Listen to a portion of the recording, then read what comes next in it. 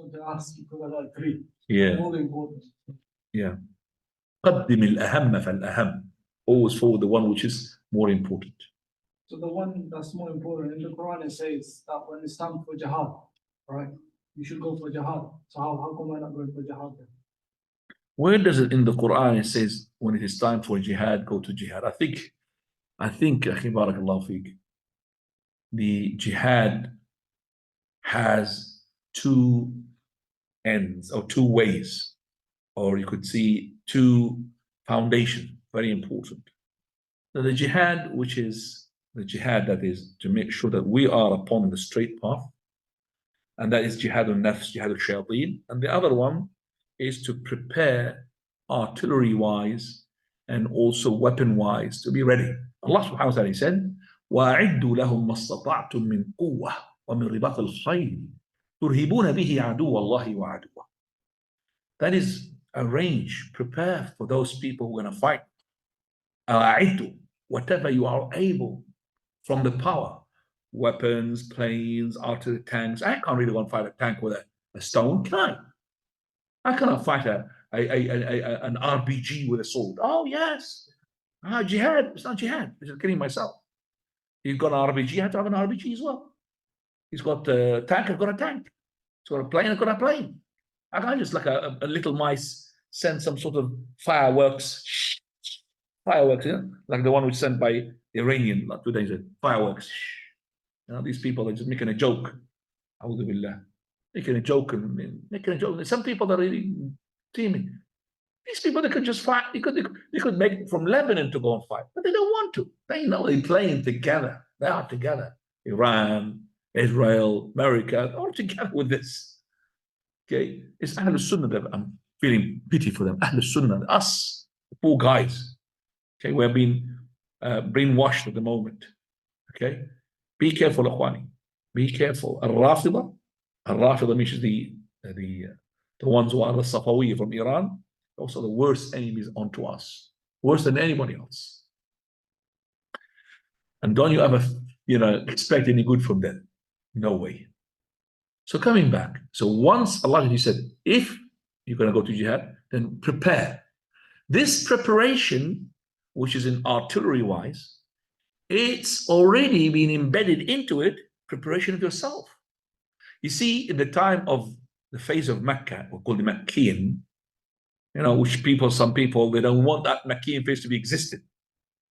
Prophet ﷺ stayed there in Mecca for 13 years.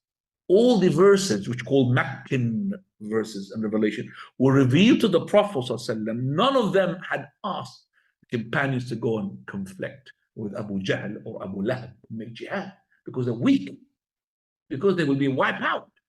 They will be killed. They'll be massacred. So all the verses was to do with Allah,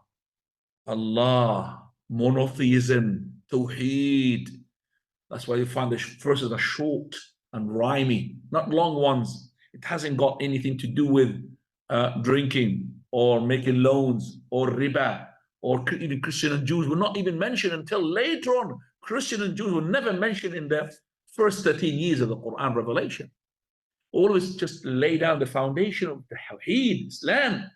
And they're not really ready. And then when the Muslims had immigrated to Medina, still later on, Allah had given the permission for them to fight. Before, no, you got to commit suicide because you're not strong enough like these people. You have to prepare. So I'm asking the people of Gaza, are they prepared? Have they got the same weapons like these guys? They haven't. So this is committing suicide. And these people, they just want to stop our children being killed. Don't listen to this 40 or 30,000 died. Much more than that. 150 maybe or more. Okay? Why? Because of, as I said, well, the enemies and also enemies of Allah, and also because of us. And we say that jihad. What jihad, akhi? Jihad. Prophet of Allah was commanded not to make jihad whatsoever. Even in the truce of Al-Hudaybiyah, he had accepted humiliating conditions that if a non-Muslim comes to embrace Islam, he should return him back. And if a Muslim wanted to commit apostasy and leave Islam, then the kuffar, they don't have to send him back. What more humiliation than this? Prophet accepted it. Accepted it. Because he knew that what is coming after that is a victory. Regain Mecca. In the truce of Al-Hudaybiyah, the year 6 to year 8 is only 2 years. In these 2 years, إذا جاء نصر الله والفتح ورأيت الناس يدخلون في دين الله أفواج. Lots of people embrace Islam because the Prophet now he had secured it's peace. He started sending letters to Kisra, sending letters to Caesar, Rome, Khosros, and all that. He started sending letters, and people started embracing Islam in 2 years.